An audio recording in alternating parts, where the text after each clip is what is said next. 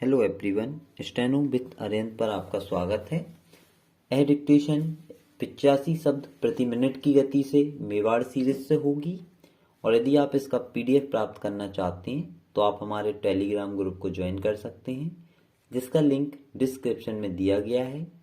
इसके अलावा जो भी इंफॉर्मेशन हम आपको देना चाहते हैं सर्वप्रथम वह हमारे ग्रुप में ही प्रोवाइड की जाती है, तो आप हमारे ग्रुप को ज्वाइन जरूर करें और वीडियो को ज़्यादा से ज़्यादा शेयर करें, चैनल को सब्सक्राइब करें, नोटिफिकेशन की घंटी ऑन करें ताकि आपके पास सबसे पहले इन्फॉर्मेशन पहुंच सके। चलिए तो डिक्टेशन प्रारंभ करते हैं। डिक्टेशन 5 सेकंड बाद। पूजनीय महोदय, मैं आपसे मिलावट के संबंध में एक बात कहना चाहता हूँ कि वह यह है कि एक जमाने में हम फसल को कीड़ों से बचाने के लिए हानिकारक रसायन का इस्तेमाल किया करते थे, पर आज हम इसका प्रयोग उत्पादन बढ़ाने के लिए कर रहे हैं।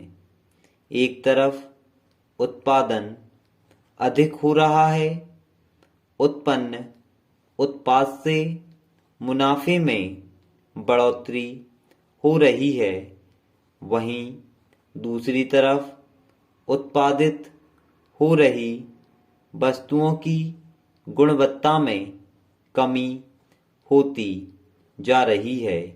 यहीं से मिलावट का सिलसिला शुरू हो जाता है। पुराने जमाने में हमारे देश के अंदर दूध की नदियां बहा करती थीं। दूध में पानी मिलाने की बात अब काफी पुरानी हो चुकी है। आज दुकानदार मौसमी फलों को हरा, लाल, पीला रखने के लिए रंग का इस्तेमाल कर रहे हैं। शुद्ध पानी में मिलावट शुरू हो गई है। उपभोक्ताओं को जागरूक करने के लिए, उनमें जागरूकता लाने के लिए बड़े बड़े विज्ञापन प्रकाशित किए जा रहे हैं, लेकिन मिलावटखोरों पर इसका कोई असर नहीं होता है। पश्चिमी देशों के अंदर मिलावट करने वालों के लिए काफी सख्त कानून बनाए गए हैं। हमारे यहाँ पर भी लचर कानून व्यवस्था के स्थान पर सख्त कानून बनाने से ही मिलावटखोरी और मिलावटखोरों पर अंकुश लगाया जा सकता है। देश में अपना पैर पसार चुकी 7 घातक बीमारियों की पहचान की जा चुकी है। हमारा लक्ष्य साल 2020 तक भारत को पोलियो, खसरा जैसी बीमारियों से मुक्त कराने के लिए टीकाकरण मुहिम चलाने का अभियान प्रारंभ हो चुका है। बताया जाता है कि मिशन इंद्रधनुष के तहत पहले चरण में करीब 200 जिला अस्पतालों में यह काम किया जाएगा, फिर पूरे देश में किया जाएगा। यहाँ मैं साफ कर देना चाहूँगा कि आज हमारे देश में ऐसे अभियानों की आवश्यकता है। इस बात से इनकार नहीं किया जा सकता है कि कुपोषण से हर साल लाखों बच्चे मर रहे हैं और अधिकांश क्षेत्रों में स्वास्थ्य व्यवस्था चरमरा रही है। आज राष्ट्रीय ग्रामीण स्वास्थ्य मिशन योजना पर नजर रखने की आवश्यकता है।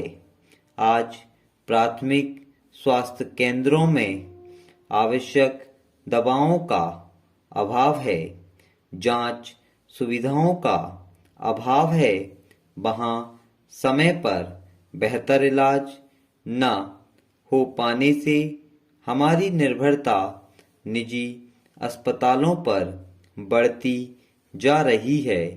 अब जरूरी हो गया है कि चिकित्सा केंद्रों का अच्छी तरह से विकास किया जाए। स्वास्थ्य केंद्रों में इस प्रकार से इलाज की व्यवस्था की जाएगी तो निजी अस्पतालों पर निर्भर रहने की आवश्यकता खत्म हो जाएगी और आसानी से इन अस्पतालों में बीमारियों का इलाज हो सकेगा। इस बार मानसून पर दोहरी मार पड़ने की आशंका पैदा हो गई है। उत्तर भारत में लगातार हो रही बेमौसम बरसात और प्रशांत महासागर समुद्र गर्माने के कारण मानसूनी बारिश सामान्य से कम होने की संभावना बताई जा रही है। इसलिए इस संभावना से इनकार नहीं किया जा सकता है, क्योंकि प्रशांत महासागर के बारे में कहा जा रहा है कि समुद्र की सतह का तापमान सामान्य से आधा डिग्री की बढ़ोतरी हो चुकी है और तापमान में लगातार बढ़ोतरी का रुझान सामने आ रहा है। मौसम विभाग के अनुसार बताया जा रहा है कि प्रशांत महासागर में पेरू के निकट समुद्रीय तापमान में हो रही वृद्धि को देखते हुए अल नीनो का खतरा बढ़ गया है। यदि यह समुद्रीय तापमान और बढ़ता गया तो एल नीनो बनना तय माना जा रहा है। मुझे याद है कि अल नीनो से संबंधित आशंका पिछली बार भी जताई गई थी, लेकिन तापमान बढ़ते बढ़ते सितंबर निकल गया था और इसका प्रभाव मानसून पर नहीं पड़ा था। पिछली बार बारिश कम हुई थी। एल नीनो बनता है तो यह जरूरी नहीं कि बारिश कम होगी। पहले उदाहरण बताते हैं कि एल नीनो के कारण बारिश कम होने की आशंका 66% और सामान्य होने की संभावना 44% होती है। खतरा सिर्फ अल नीनो का नहीं है। इस बार उत्तर भारत से लेकर मध्य भारत में लगातार हो रही बारिश से गर्मी नहीं पड़ रही है। मानसून के अच्छे प्रवाह के लिए भारतीय प्रायद्वीप का गर्म होना बहुत जरूरी है।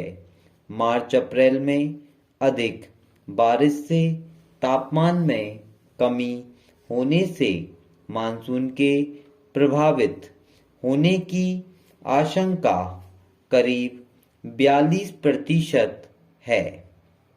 खासकर उत्तरी और मध्य राज्यों पर इसका प्रभाव पड़ सकता है। बदलते मौसम ने इस बार अपना असर दिखा दिया है। एक और बाढ़ तो दूसरी ओर बेमौसम बारिश तो तीसरी ओर ओलावृष्टि से फसलों को काफी नुकसान पहुंचा है। इस कारण से किसानों का मनोबल बुरी तरह से टूट चुका है। गेहूं, दाल, चना, सरसों आदि फसलें किसानों को सही पैदावार नहीं दे पाई हैं। इसकी भरपाई कर पाना मुश्किल है। अब देखना यह है कि केंद्र और राज्य सरकार किसानों को राहत पहुंचाने के लिए किसी तरह की मदद की घोषणा करती है या नहीं। एक दृष्टिकोण से देखा जाए तो सरकार को किसानों के पिछले कर्ज और ब्याज माफ कर देना चाहिए ताकि किसान इस घाटे से उभरकर खेती की ओर जुट सकें। वैसे भी किसानों के लिए खेती मुनाफे का सौदा नहीं रही है। स्टॉप। यदि आपको वीडियो अच्छी लगी तो वीडियो को लाइक करें, चैनल को सब्सक्राइब करें और ज़्यादा से ज़्यादा लोगों में शेयर करें। Thank you.